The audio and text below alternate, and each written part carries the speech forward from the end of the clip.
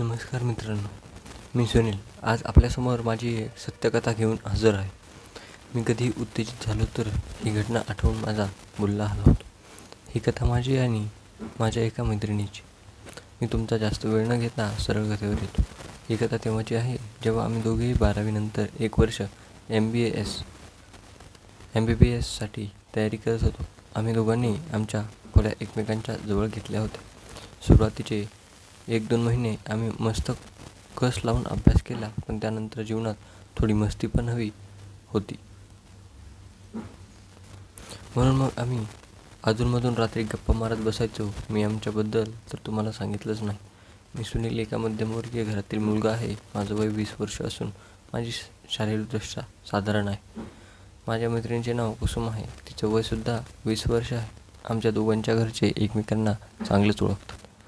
एकमेकांवर विश्वास आहे, म्हणूनच आम्ही दोघेही इथे सोबत राहत होतो. कुसुमबद्दल सांगायचं झालं तर ती उंचीला माझ्यापेक्षा थोडी जास्त आहे. कुसुमच्या अंगावर जास्त मांस नाही आहे, त्यामुळे तिचे स्तन आणि गाण जास्तच उठून दिसतात. कुसुम पातळ असल्याने तिची कंबर पण कमी आहे आणि चालताना ती स्वतःची कंबर ज्या पद्धतीने हलवते ते पाहून भले भले ढेर होतील. कुसुम आणि मी दोघेही नेहमी एकत्रच राहायचो. पूर्ण दिवसातून आमचे क्लास 4-5 तास चालायचे आणि बाकी पूर्ण वेळ आम्ही आमच्या खोलीवरच असायचो.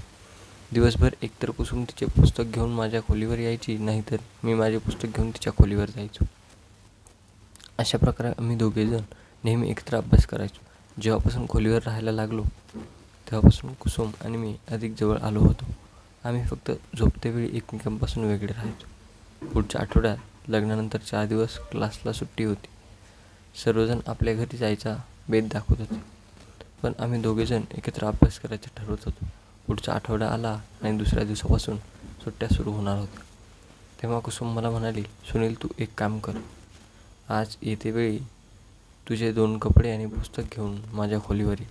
हे ऐकून मी जागीच स्तब्ध उभा राहिलो. मला अशा अवस्थेत पाहून ती माझ्याजवळ आली आणि मला हात पकडून चालायला सुरुवात केली. मग मी तिला म्हटलं, तुझा घरमालक काही मानणार नाही ना? त्यावर ती म्हणाली, त्याला समजलं तर तो काही म्हणेल ना? एवढं बोलून तिने हसायला सुरुवात केली. मला काही समजायला मार्गच नव्हता. मग तिथून कुसुम तिच्या खोलीवर गेली आणि माझ्या खोलीवर आलो. मी काय करू काही समजत नव्हतं. कुसुम बोलवत तर होती, पण तिथे जाऊन राहणं कितपत योग्य आहे हे मला कळत नव्हतं. शेवटी मी तिकडे जाऊन कुसुमच्या खोलीवर राहण्याचं ठरवलं आणि मग माझ्या बॅगमध्ये माझे 2 कपडे आणि काही पुस्तक टाकून मी आत तिच्याकडे खोलीकडे निघालो. कुसुमच्या खोलीबाहेर जाऊन मी दरवाजा ठोकला. लगेच कुसुमने दरवाजा काढला आणि मला आत घेतलं. मला आत घेताच तिने परत आतून दरवाजा लावून घेतला. दरवाजा लावून घेतल्यावर तिने माझ्या हातून बॅग घेतली आणि बाजूला ठेवली. माझ्या मनात अजून थोडी भीती तर होतीच. ती भीती दूर करण्यासाठी मी तिला विचारलं, काही प्रॉब्लेम तर होणार नाही ना कुसुम? ती माझ्याकडे पाहत म्हणाली, एवढं घाबरू नको रे. असं म्हणत तिने माझ्या खांद्यावर आपला हात ठेवला आणि मग मला फ्रेश होण्यास सांगितलं.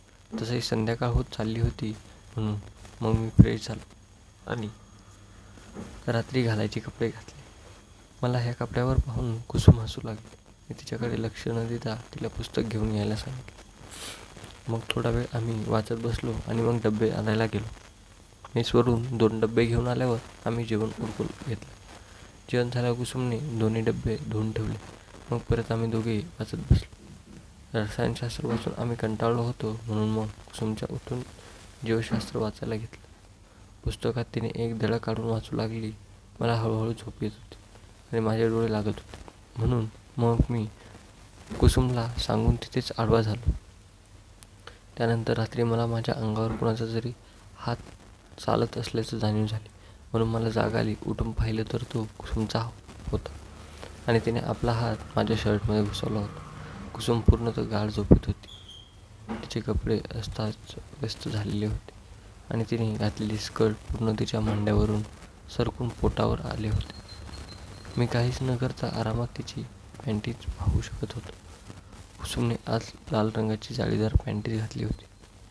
कुसुमला अशा अवस्थेत पाहून मी स्वतःला रोखू शकलो नाही. मी माझ्या पूर्ण आयुष्यात आज पहिली वेळेस कोणाला तरी पाहत होतो. मला नकळताच माझा बोलला पण टाईट झाला. थोड्या वेळ तर तिला तसंच पाहत राहिलो. मग हळूच तिचा हात माझ्या पोटावरून काढला आणि उठून बसलो. कुसुमच्या बाजूला बसताच माझी नजर बार तिच्या पॅन्टीकडे जात होती. माझं मन करत होतं की हिला इथेच उठवून कपडे फाडून इथे नांगरं करावं आणि मग पग जाऊन मोकळं व्हावं. पण मला काही वाटलं तरी मी तसं करू शकत नव्हतो. कुसुमचा टॉपसुद्धा तिच्या कमरेवरून सरकला होता आणि तिची कंबर आणि पोट माझ्या डोळ्यासमोर होते. मी मग अगोदरप्रमाणेच माझ्या जागी झोपलो आणि झोपेचं नाटक करत माझा हात कुसुमच्या पोटावर ठेवला. हात कुसुमच्या पोटावर ठेवून मी हळूहळू हाताला फिरवू लागलो. हात फिरवत मी माझा हात कधी तिच्या कमरेवर न्यायचा तर कधी स्तनावर. असं करत थोड्या वेळाने मी हिंमत करून माझा हात पोटावरून उचलून तिच्या मांडीवर ठेवला. हात मांडीवर ठेवताच कुसुम आपल्या जागेवरून थोडी हलली. ती हलताच मी माझे डोळे गच्च बंद केले आणि झोपीचं सोंग करू लागलो. थोड्याच वेळा ती परत शांत झाली आणि मी माझा हात तिच्या मांडीवर फिरवायला चालू केला. मांडीवरून लगेच मी तिच्या पॅन्टीजवळ हात नेला. आता मी जास्त उत्तेजित झालो होतो आणि मला काय करावं याचं काहीच भान राहिलेलं नव्हतं. हवस माझ्या डोक्यावर चढली होती. मी कुसुमच्या पॅन्टीजवरून तिच्या पुच्छीला चोळू लागलो.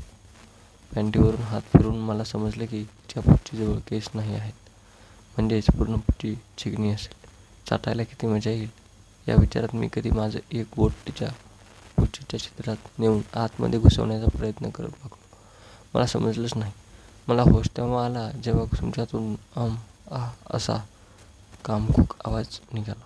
तिच्या तोंडून आवाज ऐकून अगोदर तर मी घाबरलो, पण नंतर माझ्यात हिंमत आली. मी थेट कुसुमच्या पॅन्टीमध्ये माझा एक हात घुसवला आणि तिला म्हणालो, कुसुम, मला माहीत आहे तू जागी आहेस. झोपेचं नाटक करू नको, उठ आणि या क्षणाची मजा घे. हे ऐकताच कुसुमला पण समजलं की मला कळून चुकलं की ती जागी आहे. कुसुमने हे ऐकून हळूच डोळे उघडले. तिने डोळे उघडताच मी तिच्या गालावर एक पप्पी दिली. कुसुमने आपले हात मोकळे करून माझ्यासमोर पसरले. मी पण लगेच तिला माझ्या मिठीत भरून तिच्या अंगावर आलो. आता कुसुम खाली झोपून होती आणि मी तिच्या अंगावर चढलो होतो. कुसुमने लगेच शर्टवर उचलून आपले हात माझ्या पाठीवर गिळले. तिला पुढाकार घेताना पाहून मी तिच्या अगोदरच चढलेल्या टॉपला अजून वर करून गाळ्यावर ठेवलं.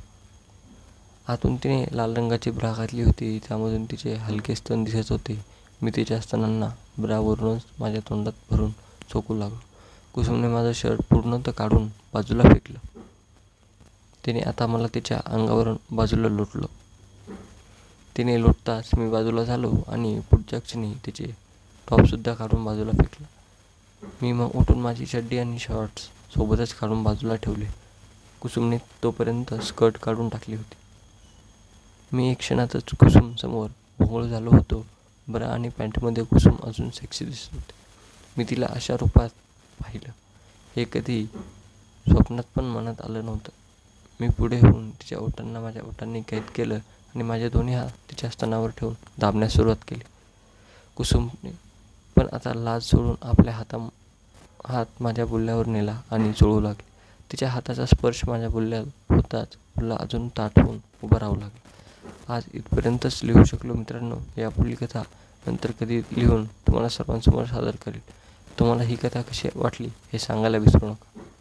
तर मित्रांनो, आजची गोष्ट कशी वाटली नक्की कळवा. व्हिडिओ आवडला असेल तर नक्की लाईक करा, शेअर करा आणि सबस्क्राईब करायला मात्र विसरू नका. धन्यवाद.